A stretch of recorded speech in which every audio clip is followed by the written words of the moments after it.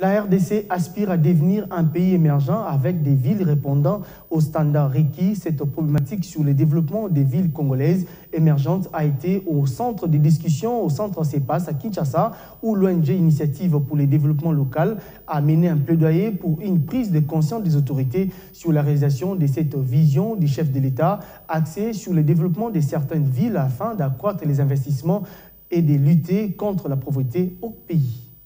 Nous sommes en train de travailler sur les villes. Nous nous posons la question comment nos villes peuvent se développer.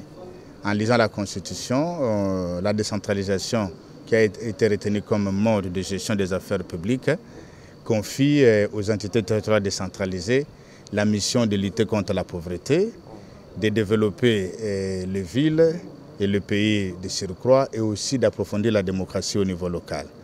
Et sur ces questions-là, nous nous sommes dit, en lisant le budget des villes, on a constaté que les villes sont pauvres en RDC et qui ne seront pas faciles pour eux de se développer. Voilà pourquoi nous nous sommes dit qu'il fallait faire un plaidoyer, il fallait discuter sur la question de la retenue, qui est l'article 175 alinéa 2.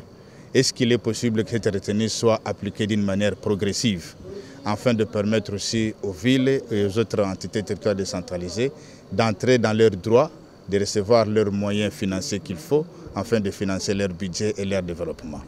Le développement culturel, c'est aussi la création d'emplois au niveau des villes. Nous parlons même de la densité économique. Comment les villes peuvent aussi être le point de développement dans tous les sens. Créer l'emploi et augmenter l'investissement au niveau des villes. C'est à ce niveau-là qu'il y a l'infrastructure et autres. Et d'autres questions qui est de la dignité humaine, dont la culture, dont vous faites allusion. En fait, notre travail se fait à 3 niveaux. Nous faisons un travail au niveau local et là nous accompagnons les villes à accroître les recettes propres. Nous le faisons déjà. Et quand vous lisez par exemple le budget de Matadi, des villes de Matadi et de Boma, depuis que nous avons commencé, ils ont accru leurs recettes propres. Mais en contrepartie, il faut aussi travailler au niveau provincial parce qu'il y a la taxe d'intérêt commun qui doit aussi être retenue et allouée au niveau du budget des villes. Ça, c'est au niveau provincial. Et aujourd'hui, nous sommes en train de vouloir faire un plaidoyer au niveau national. Parce qu'au niveau national, il y a les ressources qui reviennent provenant des 40%, conformément à l'article 175. Et chaque fois, durant tout le temps que notre Constitution existe, cet article est violé.